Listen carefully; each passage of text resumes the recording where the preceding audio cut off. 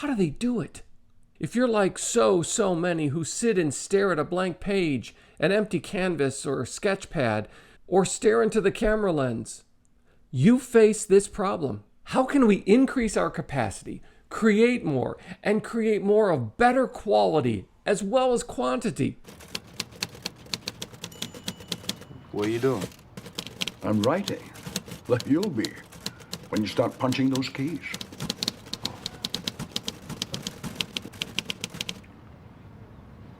Is that a problem? After a career of building productivity myself, I've discovered these basic, simple life hacks, these things that we can do to improve the quantity and quality of what we produce. I'm James Callahan, and this is the Do-Over Show, where we turn blank pages and empty spaces into success by creating things out of nothing. So please, tap the like button, and let's get started looking at how we can, find ways to become more creative. Whatever it is we're going to do, write, compose, draw, create something, we should do that every single day to build the habit, to build the experience of adding that to our lives. Now, this is a little bit like the make your bed first thing in the morning approach, and that is about building that new habit. But making the bed every day isn't a great accomplishment, but it at least is an accomplishment. And at least you start your day with, success. Writing, drawing, practicing, creating, sharing, blogging every single day, even if it's just a little bit, begins to build the habit and the expectation that not only can you do it, but maybe you can get better at doing it. So create something to share on a blog or social media. And if you're comfortable with sharing it, send it to a friend or publish it publicly. There are dozens of places to do this. Now, most of us will struggle with that. Do I really want the world to see this yet? Move. Sit.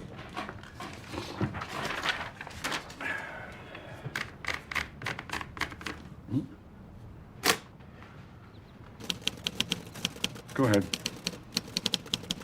Go ahead and what? Right. But whatever it is we try to do, it doesn't count until we send or share or give it to somebody else or publish it or post it for someone to react to it, to like, to dislike, or even to ignore it. And this is a great way to jumpstart our creativity by embracing the things that we like and learning to experience and express the things that we like in our own way. Hey, by the way, I did a video about this, overcoming the problem of writer's block. You can check out that video here about how to cure writer's block. So do it with a chip on your shoulder or trying to prove to the world that you actually can do those things. But remember, the people who told you that you would never amount to anything and couldn't do those things yourself, they won't be convinced when you actually do what it is that you want to do.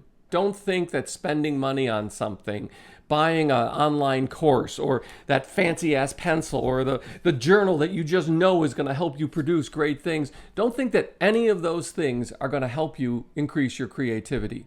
They're tricks. They're gimmicks. They work to sell us things, but not to improve the quantity and quality of what we produce. Now, here's the truth in this part of increasing our creativity, that heart-to-heart, that thing that can really transform what's possible in our creative capacity. The reason we don't create, write, post, share like we want to is because of ego and excuses.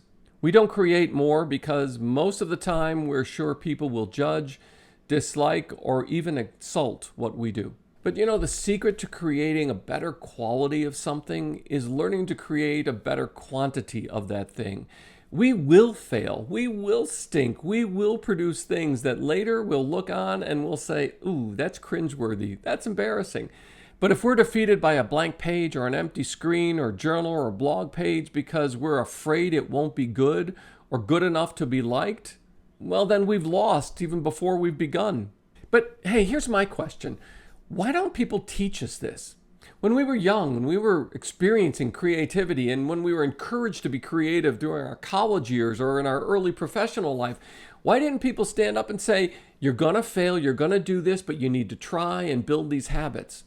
When you go up to a writer or an artist or a composer and you look at them with those longing eyes and you say, oh, I could never do what you do.